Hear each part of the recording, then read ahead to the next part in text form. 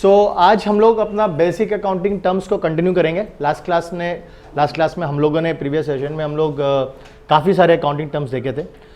आज का जो सेशन है, आज का सेशन में हम लोग one of the most important concept and term that we need to understand is about discount.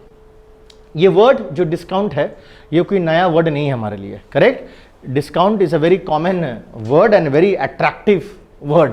जहाँ हम लोग डिस्काउंट कहीं पर भी सुनते हैं वो एक नेचुरल सा लगाव हो जाता है और नेचुरली हम लोग वहाँ पे खींचे चले जाते हैं discount. So what is discount? Basically अगर हम लोग अपना नॉर्मल भाषा में समझे तो डिस्काउंट और कुछ नहीं बल्कि it is a deduction in a price, right. किसी भी कमोडिटी, गुड्स और सर्विसेज के प्राइस को जब डिडक्ट किया जाता है उसके एक्चुअल प्राइस से कम करके, राइट, हमें बेचा जाता है या हम लोग बेचते हैं, तो वो जो डिडक्शन है in the actual price, that deduction is called what? Discount, correct. That is what discount is all about. Now the main topic what we need to understand here is that there are two types of discount, trade discount and cash discount. इन दोनों को समझना बहुत ही important है, क्योंकि इनकी concept को अगर आप नहीं जानोगे तो फिर आप इसका अकाउंटिंग ट्रीटमेंट नहीं कर पाओगे। इसको अकाउंट्स में कहां पे कैसे रिकॉर्ड करना है, राइट, ये जानना जरूरी है। तो उसके लिए आपको ट्रेड डिस्काउंट और कैश डिस्काउंट का कॉन्सेप्ट जानना जरूरी होता है। Now what is a trade discount? हमने यहां पे एक एग्जांपल दिया है। ये एक मैन्युफैक्चरर है, ठीक है। हम आपको जस्ट एग्जांपल देते हैं एक इस बॉटल के एग्जांपल से। ये एक थम्स अप का बॉटल है, करेक्ट। सो जस्ट इमेजिन करिए ये थम्स अप का बॉटल है। सो ये थम्स अप का बॉटल, राइट, ये मैन्युफैक्चरर क्या कर रहा है, उसको बना रहा है। और इस थम्स अप का बोतल पे हम लोगों को पता है ना, एक बोतल पे क्या लिखा रहता है, उसकी एमआरपी लिखा रहता है। What is MRP? That is a maximum retail price. मतलब ये वो प्राइस है जो मैक्सिमम इस प्रोडक्ट का होना चाहिए। मतलब अल्टीमेटली जब कंज्यूमर तक, कस्टमर तक पहुंचेगा तो उसका प्राइस मैक्सिमम इतना होना चाहिए, इंक्लूसिव ऑफ ऑल टैक्सेस, उससे ज्यादा नहीं हो सकता। That is what is MRP. So her product का अपना एक क्या होता है, एमआरपी होता है, करेक्ट। अब देखिए क्या होता है, यहां पे चेन समझिए। ये प्रोडक्ट बन रहा है कहीं पे, जो हमारा मैन्युफैक्चरर है। मैन्युफैक्चरर से वो प्रोडक्ट कहां पे जाता है, रिटेलर या होलसेलर के। अगर बड़ा रिटेलर है तो वो डायरेक्टली, बिग बाजार जैसा रिटेलर है तो वो डायरेक्टली क्या करता है, मैन्युफैक्चरर से खरीद लेता है, राइट। छोटा रिटेलर है तो वो रिटेलर किससे खरीदता है, फिर होलसेलर से खरीदता है, राइट। सो अभी हम लोग चेन को छोटा रखने के लिए करके समझ रहे हैं। सो मैन्युफैक्चरर ने एक बॉटल को मैन्युफैक्चर किया, बनाया, एक थम्स अप बॉटल बना, राइट, एक प्रोडक्ट बन के तैयार हुआ, जिसका एमआरपी 20 रुपीज फिक्स्ड हो चुका है। मतलब ये वो प्राइस है जो अल्टीमेटली कंज्यूमर तक जब पहुंचेगा तो उसका प्राइस कितना हो जाएगा, 20, उससे ऊपर नहीं जा सकता, दैट इज मैक्सिमम। अब एक चीज देखो, जब मैन्युफैक्चरर ये बॉटल को, इस प्रोडक्ट को जब रिटेलर को देगा तो ऑब्वियसली वो क्या करेगा, इस एमआरपी पे एक उसको डिस्काउंट देगा, क्योंकि ये मैन्युफैक्चरर रिटेलर को इस प्रोडक्ट को 20 रुपीज में नहीं बेच सकता है, क्योंकि अगर ये इसको 20 रुपीज में बेचेगा तो फिर इसको ऑब्वियसली 20 रुपीज से ज्यादा में बेचना पड़ेगा कस्टमर को, क्योंकि सबको तो अपना अपना प्रॉफिट रखना है, हाँ या ना।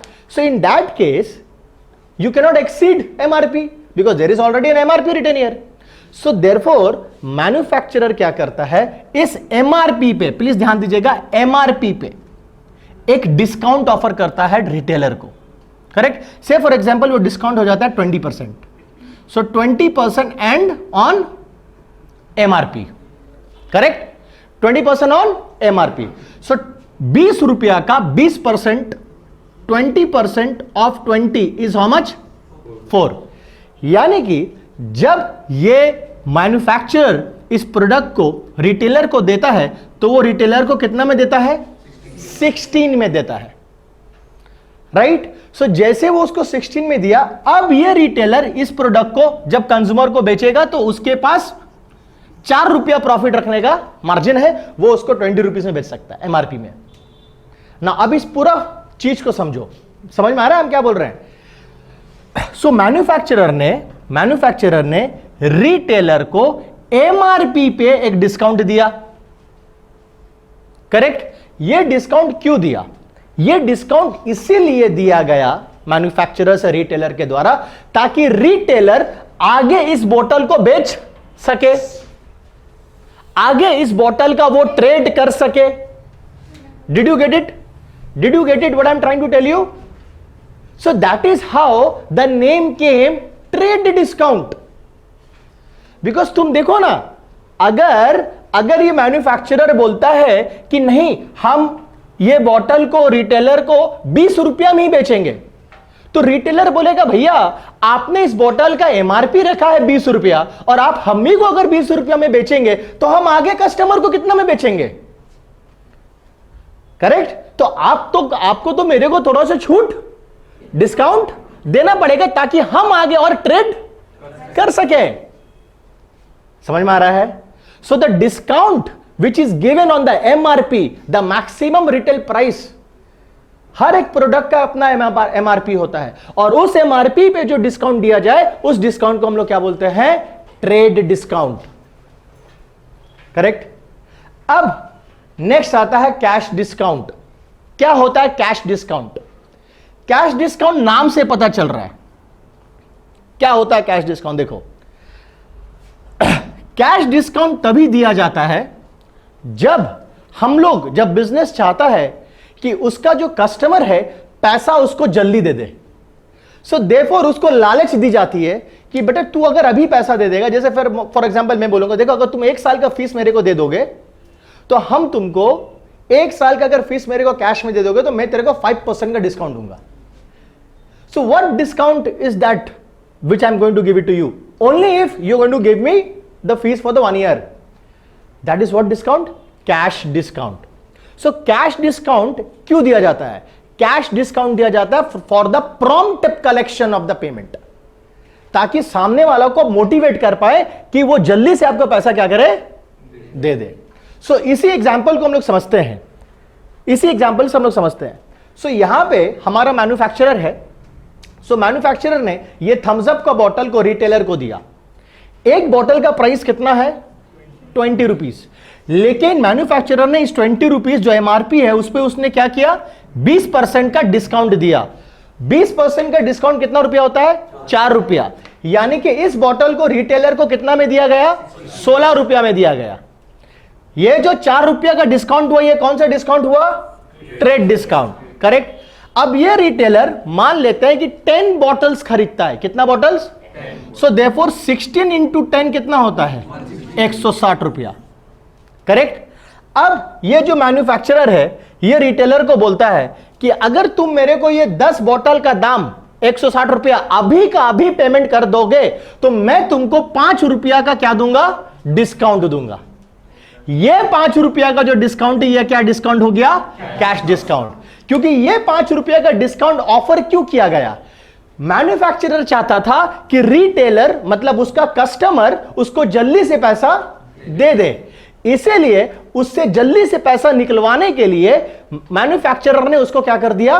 ऑफर कर दिया कि भैया अगर आप ये 10 बॉटल का प्राइस अभी के अभी आज के आज या 2 दिन के अंदर पे कर देते हो तो मैं आपको 5 रुपया का और एक्स्ट्रा डिस्काउंट दूंगा। क्लियर है? समझ में आया? That is what we called cash discount. So there is a difference between the trade discount and cash discount. Trade discount is given on the MRP. Trade discount किस पे दिया जा रहा है? मैक्सिमम रिटेल प्राइस पे trade discount दिया जाता है, याद रखना. और कैश डिस्काउंट क्यों दिया जाता है? ताकि कलेक्शन, पेमेंट का कलेक्शन हम लोग कर सके, जल्दी कर सके. क्लियर है? इसको थोड़ा सा हम लोग डेमोन्स्ट्रेट करके समझते हैं. निधीश और लकी आओ, जल्दी आओ. एक डेमो, इसको हम लोग एक एक्ट के द्वारा समझते हैं. ठीक है? अब समझो यहां पे, अब समझो यहां पे बहुत सिंपल से चीज है. ये मैन्युफैक्चरर है थम्स अप का, पकड़ ले.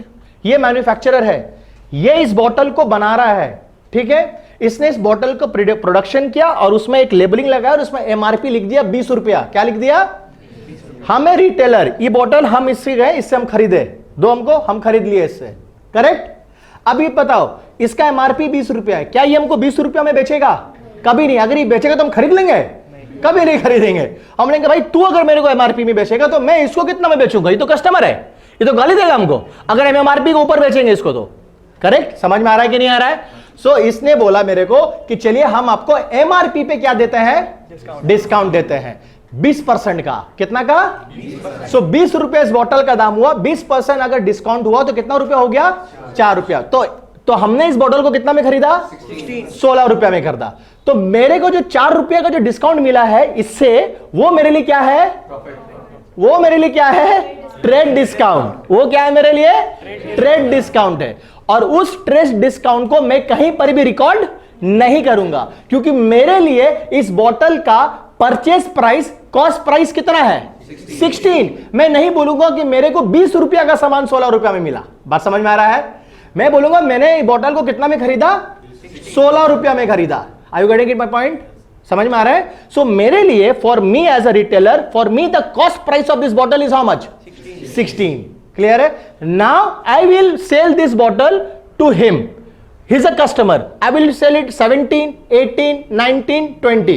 20 is the maximum retail price. I will not go beyond 20. Clear? समझ में आ गया? कोई दिक्कत? आप देखो, मैं इसको बॉटल बेच दिया, करेक्ट? 17 रुपया या 18 रुपया करके बेच दिया। मैंने इसको 10 रुपया में करके 10 बॉटल इसने मेरे से खरीदा। सो जब इसने मेरे से 10 बॉटल खरीदा तो मैंने बोला कि देख, ये 10 बॉटल का पैसा अगर तू मेरे को अभी देता है तो मैं तेरे को 5 रुपया डिस्काउंट दूंगा। Now, what is the intention behind that giving me that ₹5? Why I am offering that 5 rupees का discount to him? Because my intention is कि जल्दी से इसे पैसा क्या करना है? रिकवर कर लेना है।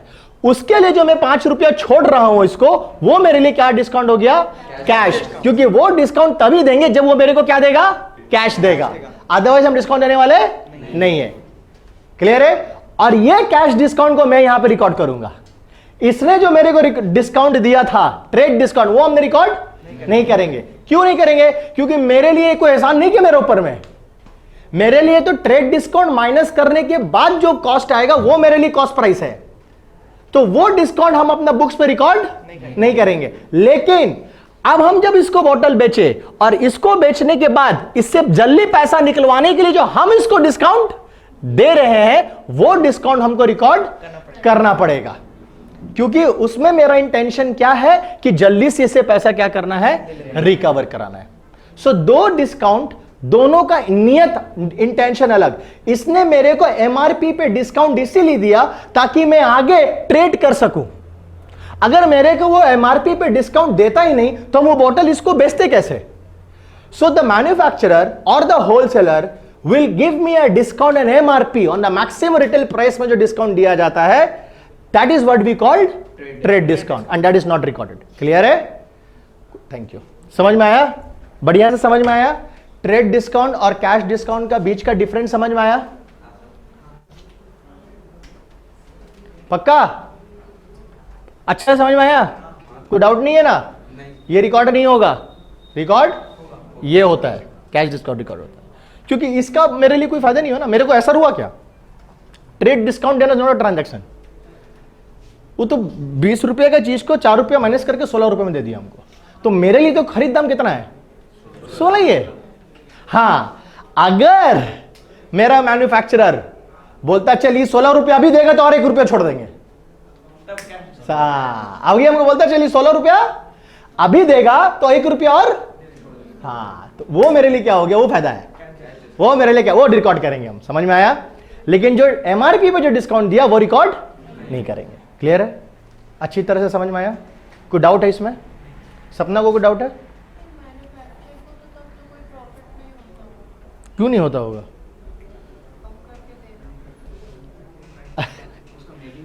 अरे उसका तो एमआरपी तो उसने सेट करके रखा है 20 रुपीज। वो तो एमआरपी, उस तो ये जो बोतल का जब प्राइसिंग एमआरपी किया है ना, तो उस एमआरपी पे वो प्राइस है जो यहां से उठ के यहां तक पहुंचेगा। तो ये जो एमआरपी जो सेट है उसमें उसका प्रॉफिट सब इंक्लूडेड है। तो ये जो 20 रुपीज है, मान लो उसका कॉस्ट बनाने का होगा 10 रुपया, लेकिन एमआरपी उसका कितना रखा है? वो 20। तो 20 में वो कितना नीचे गया? 16। तो ऐसे भी तो 6 रुपया का प्रॉफिट हो रहा है। प्रॉफिट कैसे नहीं होगा? समझ में आया? हाँ, और किसी को डाउट है? 5 रुपया लॉस किसका? किसको लॉस हो गया? क्यों? तो 5 रुपये छोड़ दिया। तो 5 रुपया छोड़ देना नुकसान है? प्रॉफिट कम कर दिया अपना, समझ में आया?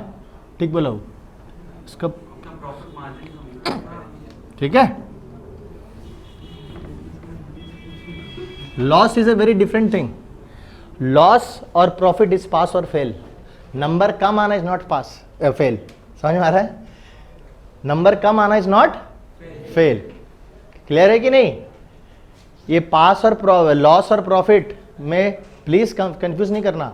मैं अगर मेरा फीस को 10% से कम कर देता हूं तो मेरा लॉस नहीं होगा। लॉस कब होगा? जब मेरे को यहां पे बनाने का खर्चा जितना है उससे हम तुमसे कम लेंगे। अभी आएंगे उस पर हम लोग आएंगे। ठीक है? So loss and profit is something different. That is just like a pass fail जो हम लोग स्कूल में होते हैं एग्जाम देने के बाद। So scoring 40 is not fail, you have scored low marks. समझ में आया? तुम्हारा 60 आया, चीटिंग करने का केस में 5 नंबर डिडक्ट हो गया, डिस्काउंट हो गया तेरा मार्क्स का, तो योर 60 से चला गया 55।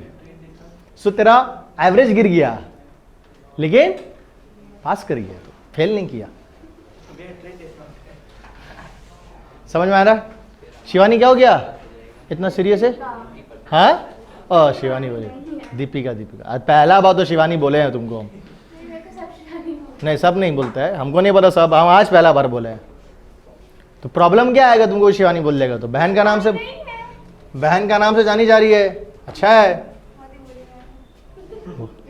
सब बहन को अपना बहन से प्रॉब्लम ही होता है। कितना चिंता करती है तुम्हारे बारे में, हमको पूछ रही थी कि सर अच्छा से पढ़ाइएगा उसको, हमको बोल रही थी कितना चिंता करती है। चलिए आगे बढ़ते हैं।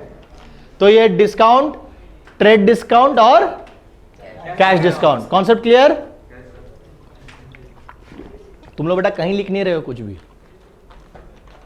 बुक है, क्योंकि हम जितना भी चीज पढ़ा है सब हम पूछेंगे, याद रखना। तो ऐसे नहीं पढ़ा रहे, हाँ बुक में सब है, खरी इसलिए बोले थे पढ़ लेने के लिए। Okay, now we come to the next important.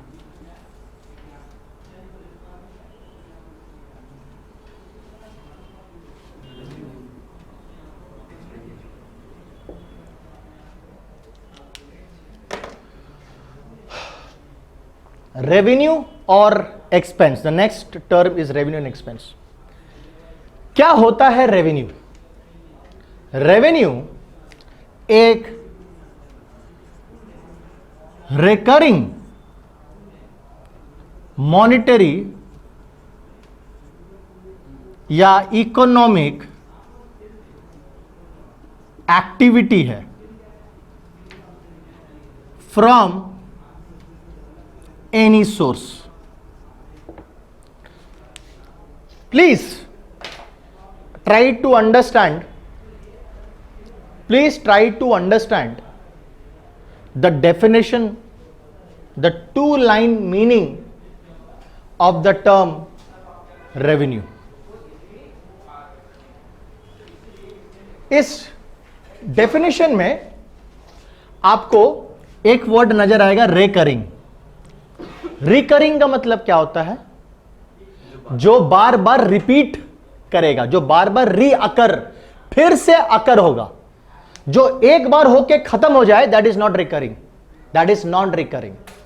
Correct? Recurring का मतलब होता है जो बार बार रिपीट करेगा after a regular interval period of a time, वो बार बार वो चीज होते रहेगा।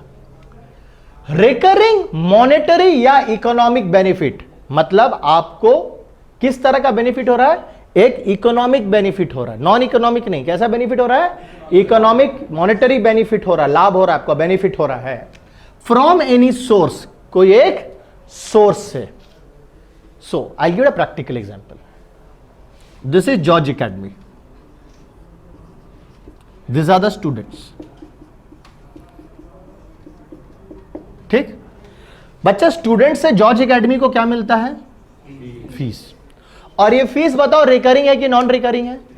रिकरिंग है, हर महीना रिकर होते रहेगा। Correct? So what is the source of the monetary benefit that George Academy is going to get? The source is fees. Correct? Getting my point? समझ में आया? एंड ये किस नेचर का है? रिकरिंग नेचर का है।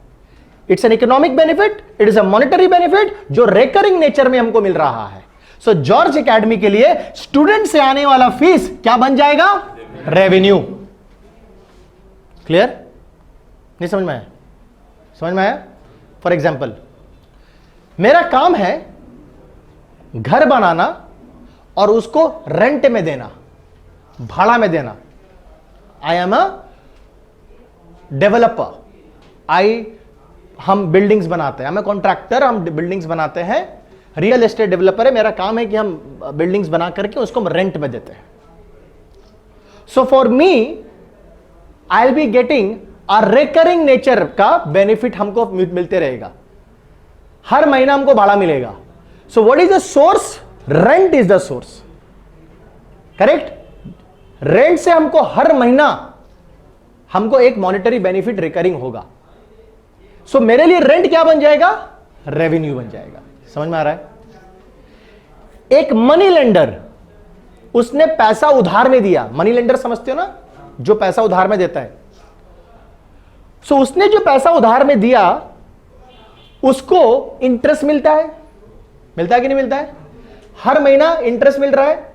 सो इंटरेस्ट जो उसको मिल रहा है, दैट इज रिकरिंग और non recurring? Recurring.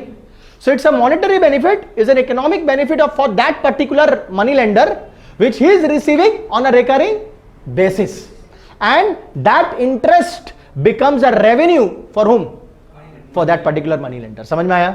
So money lender के लिए इंटरेस्ट जो उसको रिकरिंग बेसिस में मिल रहा है वो उसके लिए क्या हो जाएगा? रेवेन्यू हो गया। जिसका काम है बिल्डिंग बना करके रेंट पे देना, उसके लिए रेवेन्यू क्या हो जाएगा? रेंट, जो उसको रिकरिंग बेसिस पे मिल रहा है। एक टीचर जो पढ़ा रहा है उसके लिए उसका फीस जो उसको स्टूडेंट से मिलता है, जो वो स्टूडेंट से अर्न करते हैं, तो फीस उसका सोर्स ऑफ क्या बन जाता है? रेवेन्यू बन जाता है, बिकॉज वो भी क्या है? एक रिकरिंग नेचर। समझ में आया? जिसका कपड़ा का दुकान है, मान लो उसका कपड़ा का, किसी का कपड़ा का दुकान है, तो जो कपड़ा बेच करके जो अर्न कर रहा है वो क्या बन जाएगा? उसका रेवेन्यू बन जाएगा। क्लियर? क्योंकि वो भी क्या, किस नेचर में है? रिकरिंग नेचर में। ऐसा तो नहीं कि आज कपड़ा बेचेगा फिर बोलेगा अब 6 महीने बाद बेचेंगे, नहीं, वो डेली दुकान खोलेगा और वो डेली सेल्स करेगा, डेली बेचेगा माल। समझ में आ रहा है कि नहीं आ रहा है? Getting my point? So what is revenue? समझ में आया? What is revenue? समझ में आया? Very important thing. पूरा का पूरा बिजनेस किसके लिए चला जा रहा है? रेवेन्यू के लिए। अगर बिजनेस चला के रेवेन्यू ना हो तो बिजनेस करके फायदा? बिजनेस चलेगा नहीं फिर। रेवेन्यू बच्चा, रेवेन्यू वो पेट्रोल है जिसके दम पे बिजनेस आगे चलता है। रेवेन्यू वो एनर्जी है जो बिजनेस को आगे धक्का देकर के लेके जाता है। अगर रेवेन्यू ना हो तो बिजनेस में नहीं एग्जिस्ट करेगा। Next, expense. बच्चा, कुछ भी चीज को कमाने के लिए एक चीज याद रखना, आपको पास ऐसे कुछ नहीं आता। आपके लिए, आपको उसको कमाने के लिए, वो रेवेन्यू को कमाने के लिए भी आपको कुछ खर्चे, आपको कुछ बेनिफिट्स, आपको कुछ सर्विसेज इनकर, कॉस्ट इनकर करना पड़ता है। आपको कुछ कॉस्ट इनकर करना पड़ता है। छोटा सा एग्जांपल देते हैं हम। अभी मेरे को यहां पे खड़ा होकर पढ़ाने के लिए मेरे को कॉस्ट इनकर करना पड़ रहा है कि नहीं पड़ रहा है? क्या क्या पड़ रहा है बताओ, एग्जाम्पल बताओ। नंबर 1, इलेक्ट्रिसिटी, इस रूम का बिजली बिल, राइट? अंधेरा करके तो नहीं पढ़ा रहे हम, एसी चल रहा है, लाइट्स है, सब है भाई, तो इलेक्ट्रिसिटी कंज्यूम हो रहा है। तो इलेक्ट्रिसिटी जो कंज्यूम हो रहा है उसका कुछ कॉस्ट है कि नहीं है? उसका बिल है कि नहीं है? सो 1 घंटा अगर मैं यहां पे खड़ा होकर पढ़ाता हूं तो 1 घंटा पढ़ाने के लिए जो जितना लाइट्स वगैरह चल रहा है वो 1 घंटा पढ़ाने के लिए हमको 100 रुपया का बिजली बिल आ जाता है। इस जगह का रेंट है। टू यूज दिस प्रेमाइसेस, इस जगह को यूज करने के लिए हमको रेंट देना पड़ता है। मान लो महीना का 20,000 रुपया रेंट देते हैं, मान लेते हैं, एक छोटा सा फिगर लेकर के बता रहे हैं। सो 1 महीना में हमको 20,000 रुपया रेंट देना है। हम यहां पे क्लास 11 के लिए 12 क्लासेस कंडक्ट करेंगे महीना में। 12 क्लासेस मतलब मोटा मोटी धर लेते हैं कि हर क्लास में हमको 500 रुपया का रेंट आ रहा है, क्योंकि 12 भी है, 9 भी है, 10 भी, सब हम करीब 11 का बात कर रहे हैं। So for me to stand here and teach, हमको फ्री में नहीं मिल रहा पढ़ाने यहां पे। मेरे को भी कीमत चुकाना पड़ रहा है। तुमसे वो फीस कमाने के लिए, जॉर्ज एकेडमी को अपना एक स्टूडेंट से फीस कमाने के लिए जॉर्ज एकेडमी को भी कीमत चुकाना पड़ता है। तो जब हमको कीमत चुकाना पड़ता है तो तुमको भी कीमत चुकाना पड़ेगा। Very simple. मेरे लिए तो फ्री में, हमको सरकार फ्री में बिजली नहीं दिया, हमको जगह फ्री में मिला नहीं। ये जो पेन का इंक खर्चा होता है तो फ्री में आता नहीं है, सबका खर्चा है। So there are costs incurred to earn the revenue. So इस रेवेन्यू को कमाने के लिए जो हम कॉस्ट इनकर करते हैं, वो कॉस्ट मेरे लिए क्या है? एक्सपेंस। इस बेंच को हम यूज कर रहे हैं, इस बेंच का बेनिफिट हम कंज्यूम कर रहे हैं, हाँ या ना? So there is a cost. So the cost incurred, याद रखना, to earn that revenue, that cost is nothing but your expenses. So there is a cost of electricity, there is a cost of room, there is a cost of stationery, then there is a cost of my time that I am giving here. So all these are costs. ये सब benefits को हम consume करेंगे तो ही तो जाकर हम यहां पे खड़े होकर पढ़ा पाएंगे। अगर हम इस बोर्ड को यूज नहीं करेंगे तो हम कैसे पढ़ाएंगे? अगर हम इस इलेक्ट्रिसिटी को यूज नहीं करेंगे तो हम पढ़ाएंगे कैसे? तो हमको इन सब को क्या करना पड़ रहा है? यूज करना पड़ रहा है। तो यूज कर रहे हैं तो इनका बेनिफिट ले रहे हैं, इनका कॉस्ट इनकर हो रहा है या ना? हम इलेक्ट्रिसिटी यूज कर रहे हैं, हम इलेक्ट्रिसिटी का बेनिफिट ले रहे हैं, तो कॉस्ट इनकर हो रहा है। तब जाकर के तो तुम लोगों को पढ़ा पा रहे हो, और तब जाकर के मेरा रेवेन्यू जनरेट हो रहा है। करेक्ट? समझ में आया? What is the difference between revenue and expense? So revenue is that your monetary और इकोनॉमिक बेनिफिट रिकरिंग नेचर में एक सोर्स आने के लिए। बट वो मॉनेटरी बेनिफिट कमाने के लिए, वो रेवेन्यू आपको अर्न करने के लिए आपको कुछ कॉस्ट इनकर करना पड़ता है, और वो कॉस्ट और कुछ नहीं बल्कि आपके क्या है? एक्सपेंसेस है। अब यहीं पे आता है प्रॉफिट और लॉस का खेला। अगर आपका एक्सपेंसेस आपका रेवेन्यू से क्या हो गया? ज्यादा, तो आपका क्या हो जाएगा? लॉस। Very simple. यस और नो? जब आपके खर्चे ज्यादा है, अगर मेरे को यहां पे खड़ा होकर के एक बैच को पढ़ाने के लिए हमको एक दिन में, एक बैच को पढ़ाने के लिए एक दिन में हमको 1000 रुपया खर्चा करना पड़ता है, तो एटलीस्ट उस बैच से 1000 से ज्यादा आना चाहिए ना, तब जाकर उस बैच से हम कमाएंगे। समझ में आ रहा है? अगर मेरा cost is more than my revenue, आज फॉर एग्जाम्पल, आज हम एक बच्चा को भी पढ़ा के एसी चला रहे, या पूरा रूम में सब बच्चे बैठेंगे तब भी उतना ही बिजली चलेगा, उतना ही एसी चलेगा। लेकिन जब स्टूडेंट्स बढ़ेंगे, रेवेन्यू फीस बढ़ेगा, बच्चे ज्यादा आएंगे, तो मेरा ऑटोमेटिकली क्या होगा? मेरा रेवेन्यू एक्सपेंस से एक्सीड कर जाएगा, और हम कहां पे चले जाएंगे? प्रॉफिट में। Vice versa, when your revenue increases your expenses, then you will get what? Profit. So पहले प्रॉफिट और लॉस को समझने के लिए आपको समझना होगा रेवेन्यू और एक्सपेंसेस का मतलब क्या होता है। समझ में आ रहा है? सो प्रॉफिट, जो तुम अभी बोल रहा था, जो लॉस बोल रहा था, profit is the excess of revenue over expenses. Simple. And what are my expenses? Expenses are the excess over revenue. When the total expenses increase, surpasses, overtakes your expenses, revenue, then it becomes what? Loss. एक चीज याद रखना, हम लोग ये समझते हैं कि हमारा एक्सपेंस जब मेरा जेब से पैसा निकलेगा तो ही होता है। करेक्ट? ये हम लोगों का कॉमन धारणा है कि जेब से पैसा निकला तो एक्सपेंस। ऐसा नहीं है। जेब से बिना पैसा निकाले भी एक्सपेंस होता है। कैसे? छोटा सा एग्जांपल लेते हैं। तुम अपना स्कूल में 1 महीना पढ़ लिया, ठीक? तुम्हारा 1 महीना का स्कूल का ट्यूशन फीस है 1500 रुपया।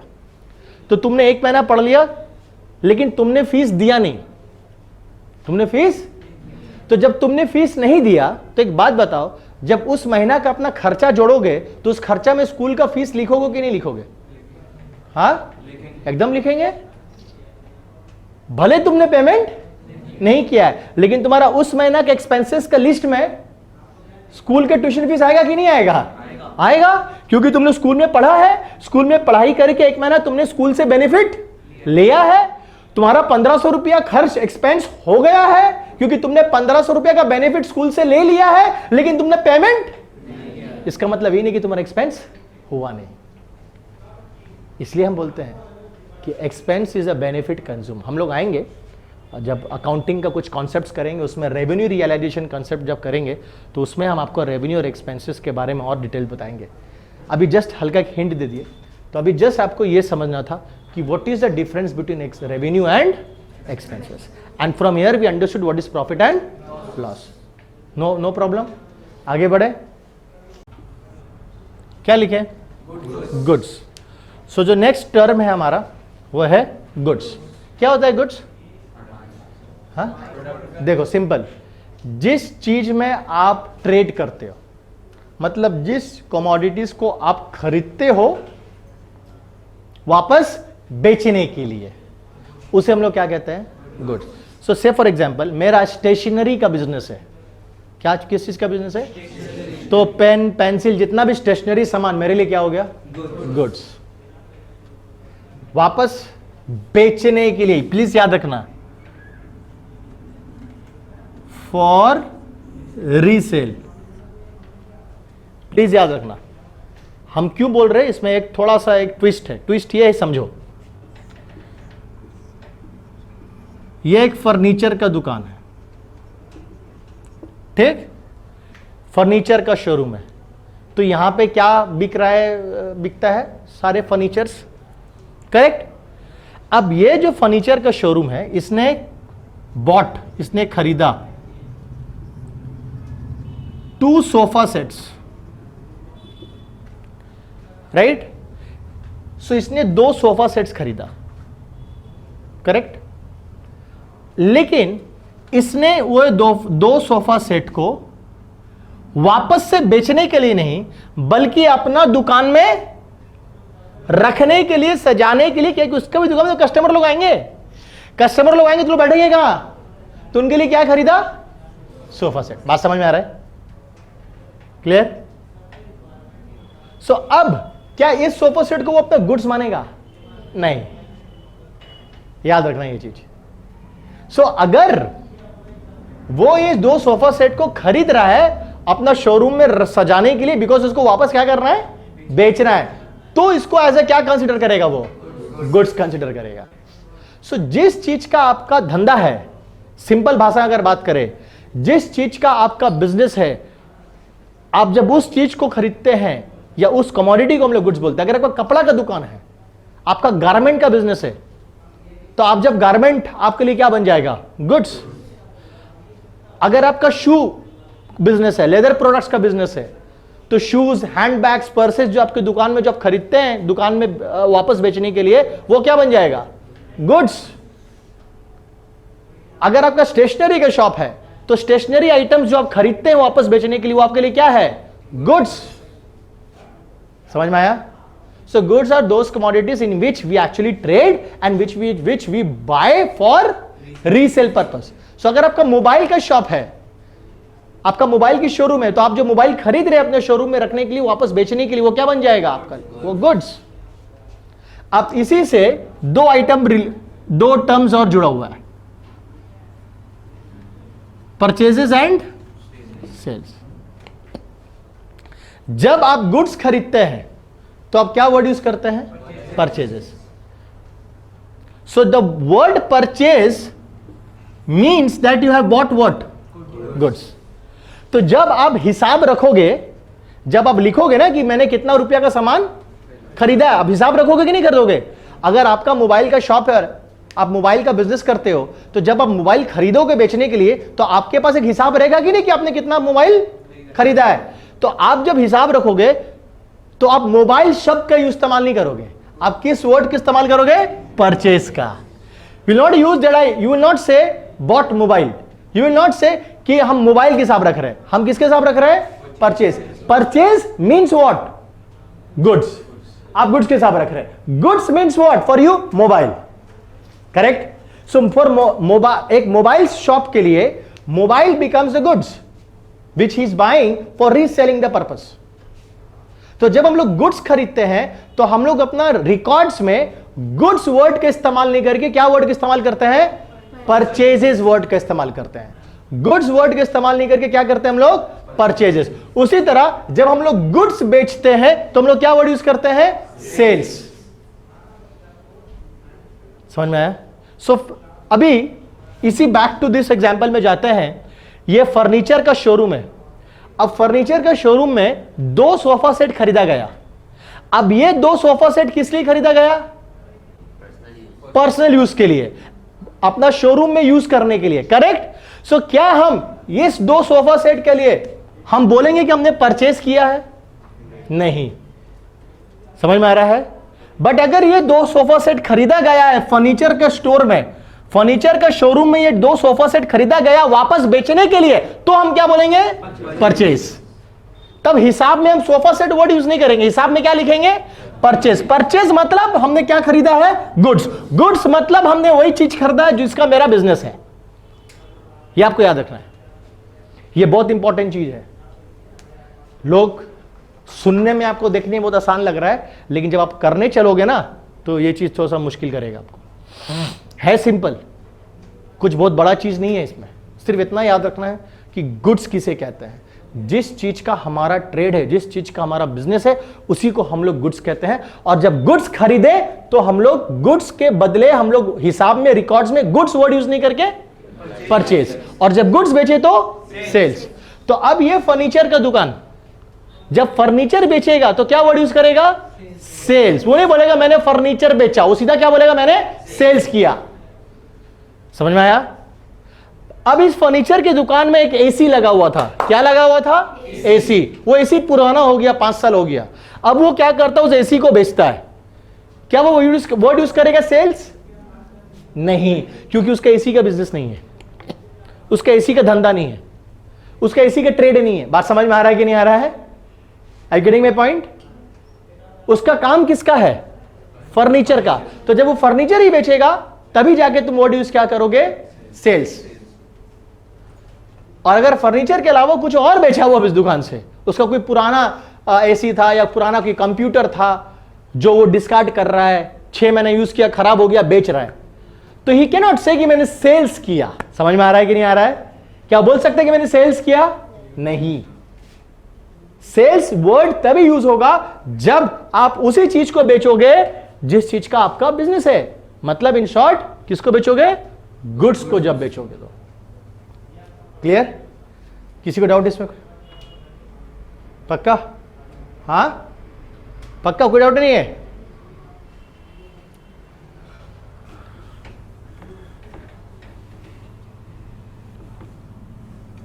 अब इसी चीज में गुड्स से रिलेटेड 2 चीज आ जाता है,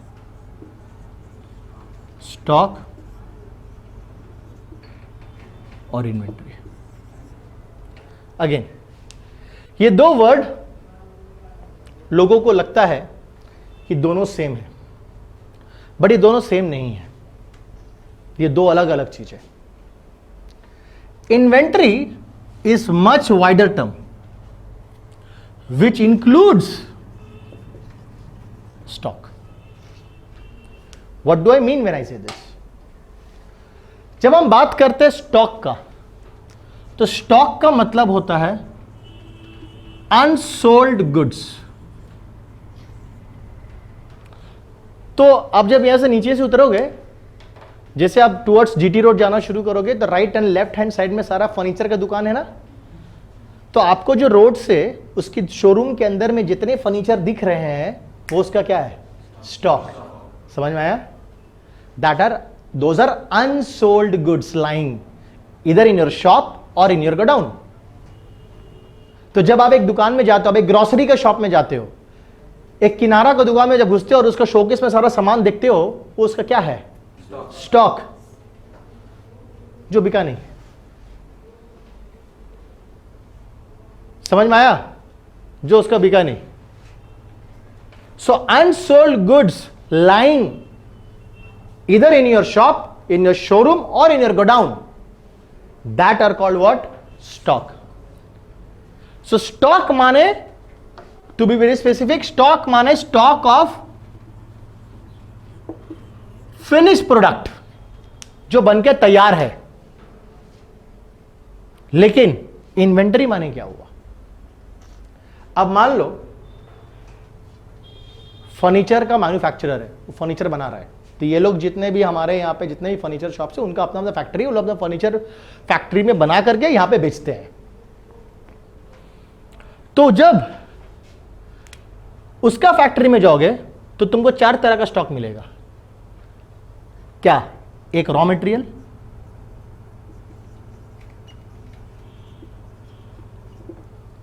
कच्चा सामान, रॉ मटेरियल जिससे वो फर्नीचर बनाएगा. एक सेमी फिनिश्ड, सेमी फिनिश मतलब जो प्रोसेस में है, बन रहा है.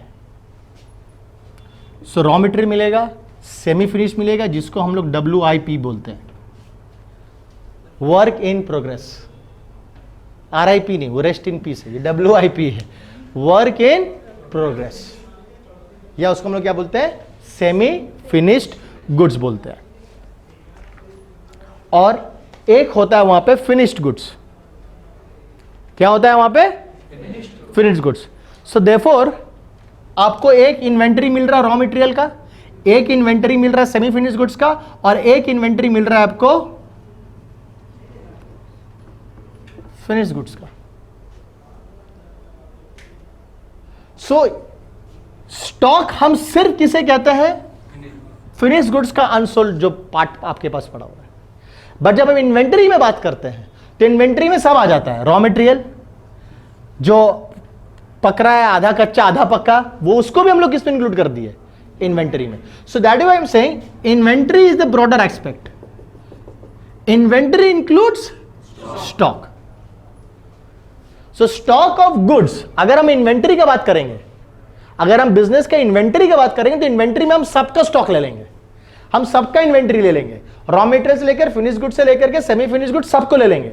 लेकिन अगर हम स्पेसिफिकली बात करते हैं स्टॉक, तो फिर स्टॉक स्पेसिफिकली हम लोग किसको रिलेट करते हैं? सिर्फ गुड्स को, अनसोल्ड गुड्स जो आपके गोडाउन में पड़ा हुआ है. समझ में आया? That is what is the difference between a stock and inventory. दोनों ही बिजनेस के लिए एसेट होते हैं. दोनों ही बिजनेस के लिए क्या है? एसेट. क्योंकि ये मेरे को फ्यूचर में प्रॉफिट, मॉनिटरी बेनिफिट हमको मिलेगा, हम उसको बेच के पैसा कमाएंगे. Simple as that. सो इसलिए दोनों ही मेरे लिए क्या है? चाहे इन्वेंटरी बोले चाहे stock. So when I say inventory, inventory में it includes stock of goods. But when I say stock of goods, I only mean stock of goods, उसमें रॉ मटेरियल वगैरह का इन्वेंटरी इंक्लूडेड नहीं है. सो कॉन्सेप्ट तो खत्म हो गया हम लोग का, सॉरी टर्म्स खत्म हो गया है. अब हम लोग कॉन्सेप्ट शुरू करेंगे. 4 कॉन्सेप्ट खरी बताएंगे, है 14 कॉन्सेप्ट पूरा, उतना लंबा हम लोग नहीं जाएंगे. ठीक है, जस्ट बेसिक आइडिया देंगे जिससे हम लोग प्रैक्टिकल अपना स्टार्ट कर सकें. ठीक है, तो जब हम लोग अकाउंट्स बनाते हैं, जब यानी कि जब हम लोग अकाउंटिंग करते हैं, तो हमें कुछ कॉन्सेप्ट्स को जानना है. कुछ अजम्पशंस बोल लो, या कुछ कॉन्सेप्ट बोलो, या कुछ कन्वेंशंस बोल लो. है टोटल काफ़ी सारे 13-14 कॉन्सेप्ट्स है, कन्वेंशंस है. But we are not going to go in that detail. As I have said कि हम लोग पहले साइकिल में बैठ आएंगे, थोड़ा सा बेसिक्स जान करके साइकिल को चलाते चलाते साइकिल चलाना सीखेंगे. तो पहले से सब कुछ जानना जरूरी अभी नहीं है. Will discover. अभी जो हम लोग एक बेसिक अकाउंटिंग को स्टार्ट करने के लिए जो कॉन्सेप्ट जानना जरूरी है वो हम लोग जान लेते हैं. सबसे पहला जो कॉन्सेप्ट है वो है business entity concept. Business entity concept. Entity basically एक बॉडी है, एक इंडिविजुअल.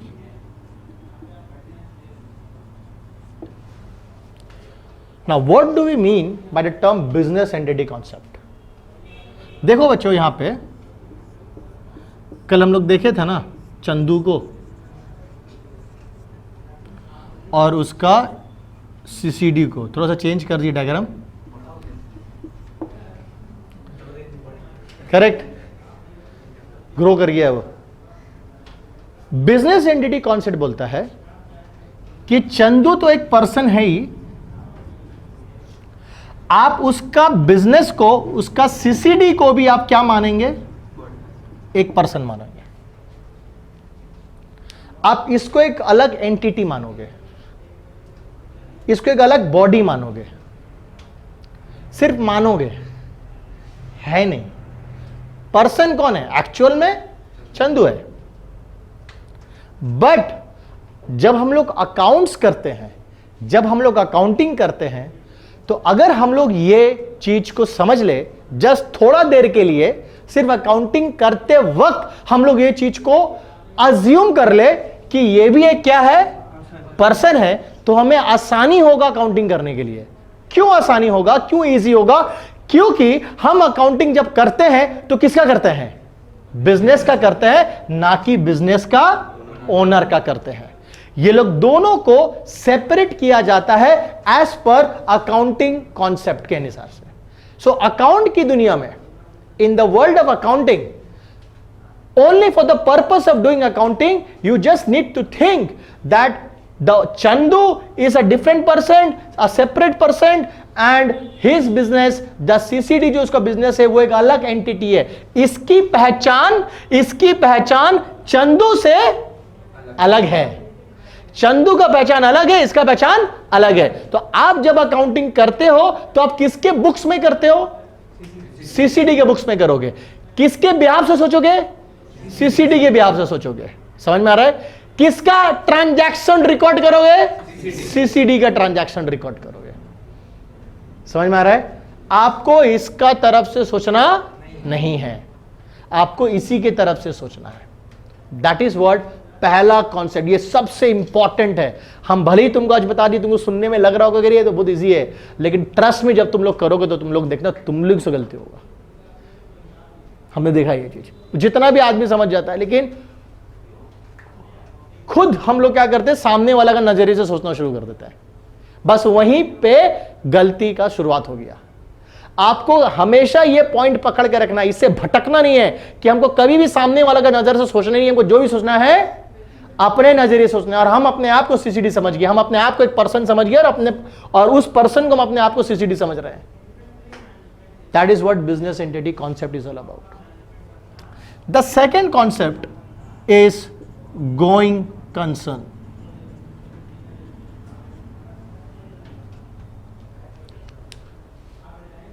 गोइंग कंसर्न, बच्चा देखो, जब हम लोग कोई भी चीज स्टार्ट करते हैं तो हम लोग पॉजिटिव थॉट के साथ स्टार्ट करते हैं कि नेगेटिव थॉट के साथ स्टार्ट करते हैं? Positive, correct. जब हम लोग कोई बिजनेस स्टार्ट करते हैं तो हम लोग ये सोच के स्टार्ट करते हैं कि ये तो 6 महीने में बंद हो जाएगा, ये तो 4 महीने बंद पक्का होगा, ये 4 महीने बंद, ये डूब जाएगा मेरा बिजनेस। कोई होगा जो ये सोच के स्टार्ट करता होगा?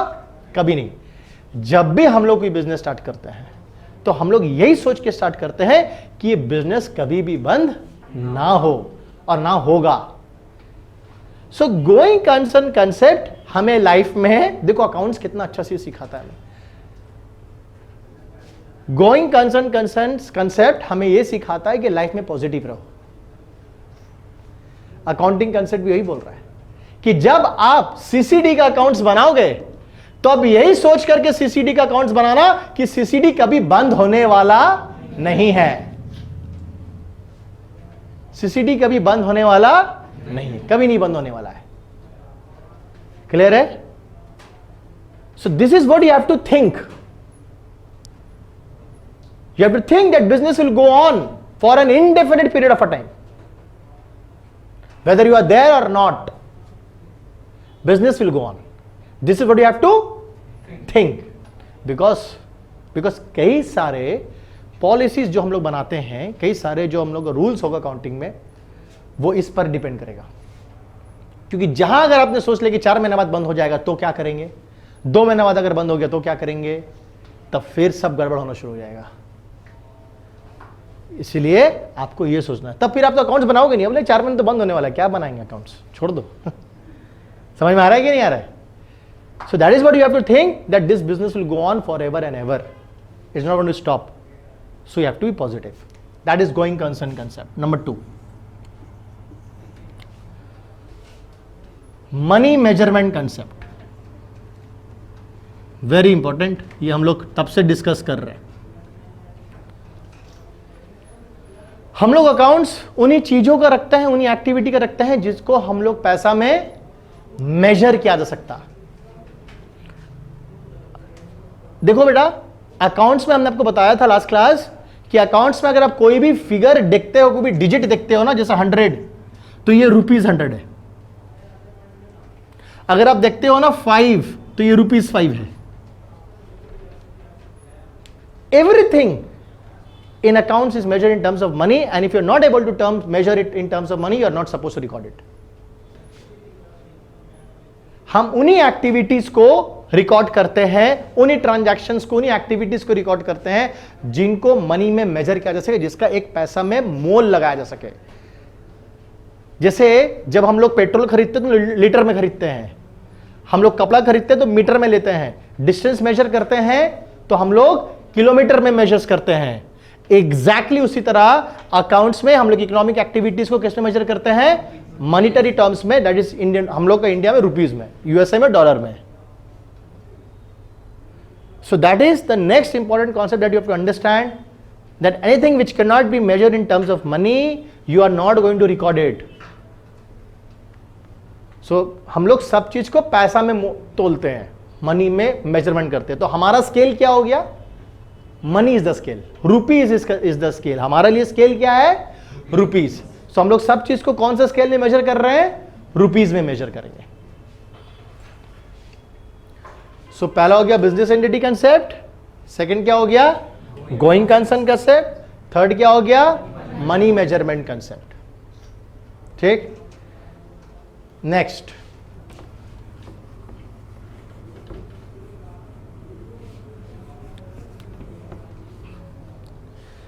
इंपॉर्टेंट,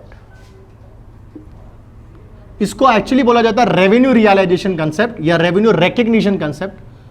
हम यहां पे सीधा रियलाइजेशन या रिकग्निशन कंसेप्ट के नाम लिखेंगे और इसको मैं 2 पार्ट में डिवाइड करूंगा, एक रेवेन्यू में और एक एक्सपेंसेस में।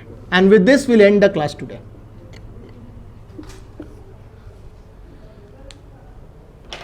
देखो क्लास एंड बोले, चेहरे में खुशी आ गया इसका। रियलाइजेशन और recognition, what do mean by the term recognition? Recognition का मतलब होता है पहचानना, करेक्ट? सो यहां पे हम लोग 2 चीजों को पहचानने की बात कर रहे हैं। क्या क्या?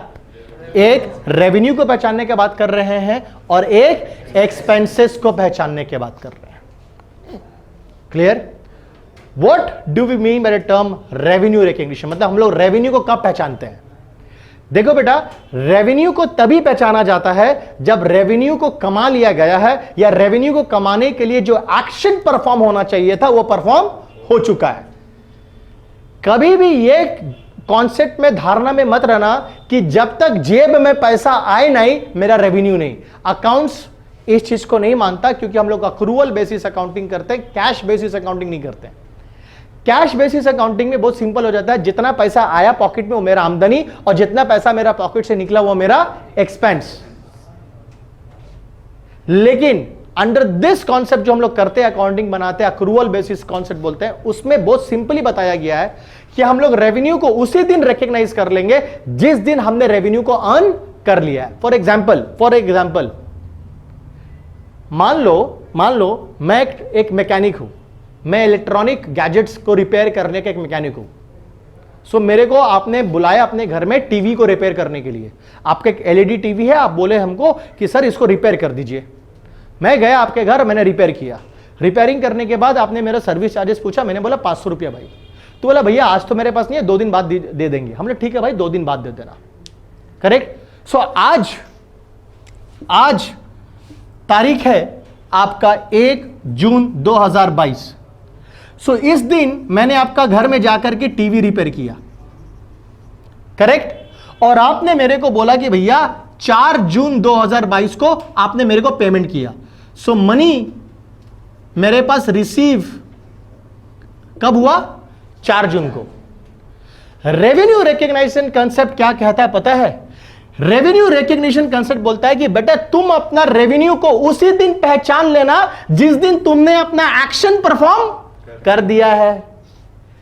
तो जिस दिन तुमने टीवी रिपेयर कर दिया, तुमने उसी दिन रेवेन्यू कमा लिया, ना कि उस दिन जिस दिन तुमको पैसा मिला।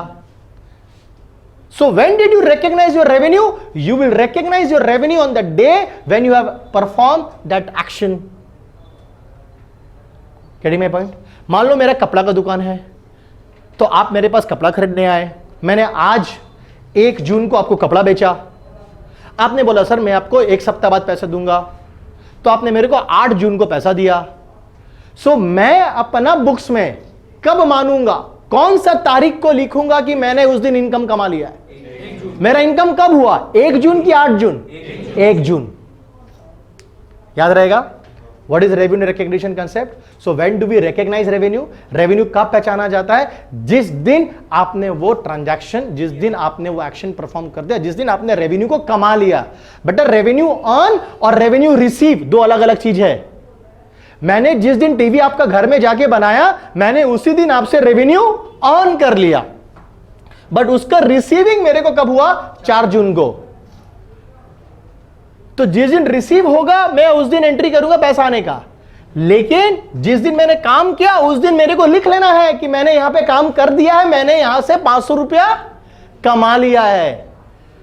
सो I will recognise my revenue on the day itself when I repair the TV, when I repair the television. समझ में आ रहा है?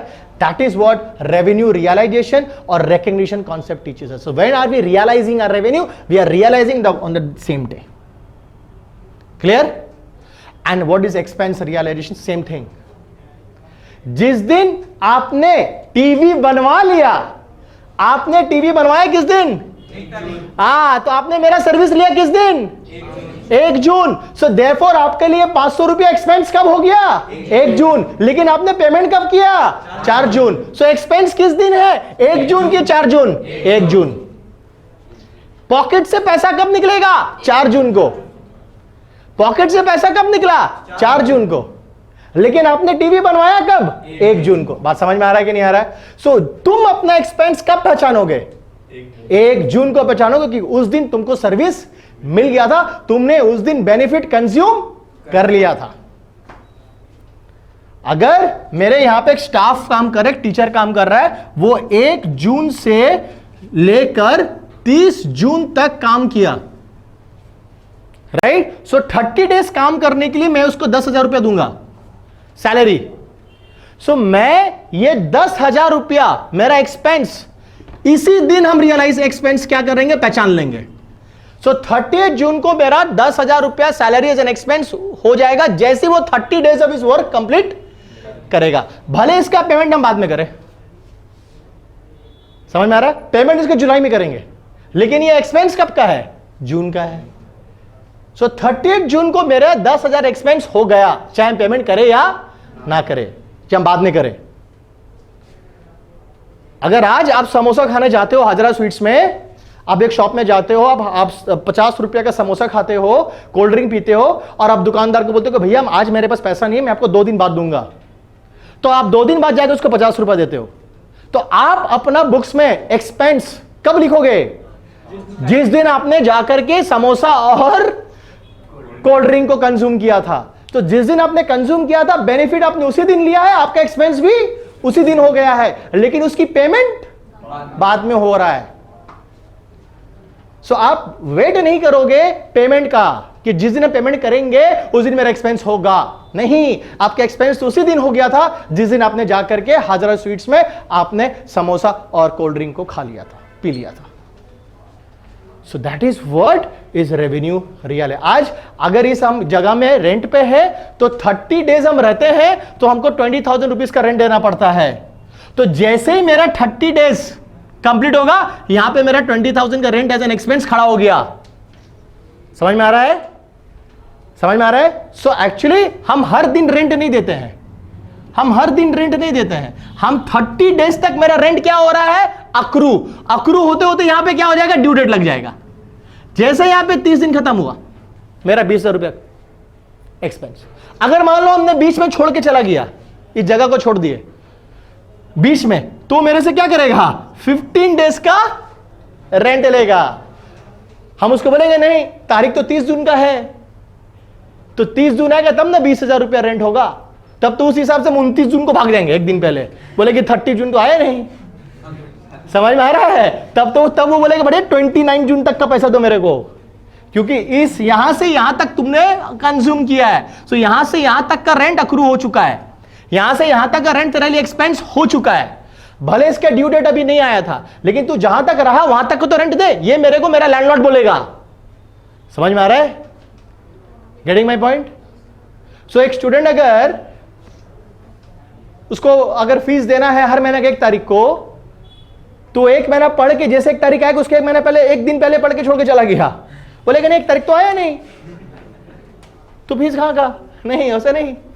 आप जितना दिन पढ़ रहे थे, आज जो आप पढ़ रहे हैं, आपका 1 क्लास का फीस अक्रू हो चुका है, आपके लिए एक्सपेंस हो गया, मेरे लिए रेवेन्यू हो रहा है ऑलरेडी। बट मैं लूंगा एक पर्टिकुलर तारीख को। सो उस दिन तक जितना आपका क्लासेस होगा उसका अक्रू होकर के मैं एक बार लूंगा। क्लियर है? That is what is revenue realisation and expense realisation concept. इसको हम लोग बेसिकली बुक में देखोगे तो रेवेन्यू रिकग्निशन कंसेप्ट बोलता है इसको। बट हम क्या बोलते हैं? हम बोल दिए इसको रियलाइजेशन कंसेप्ट। दोनों में समझ लो, एक्सपेंस को भी समझना है और रेवेन्यू, क्योंकि ये दोनों इंपॉर्टेंट है कि आप अपना रेवेन्यू को कब पहचानोगे और अपना एक्सपेंस को कब पहचानोगे। ये दोनों बहुत जरूरी होता है। तो मतलब उसमें कोई काम नहीं है वाली चीज का? एकदम काम है, उसको तो एंट्री होगा। ट्रांजैक्शन तो आज भी हुआ। जिस दिन हम तुम्हारा टीवी बनाए, हमने आपको सर्विस दिया और आपने मेरे को वचन दिया, प्रॉमिस कि आप हमको पैसा देंगे। ट्रांजैक्शन तो आज भी हुआ, और जिस दिन तुम हमको पैसा दोगे, समझ में आ रहा है, उस दिन भी ट्रांजैक्शन हो रहा है, हमको पैसा तुमसे मिल रहा है और तुम्हारा प्रॉमिस खत्म हुआ आज। Getting my point?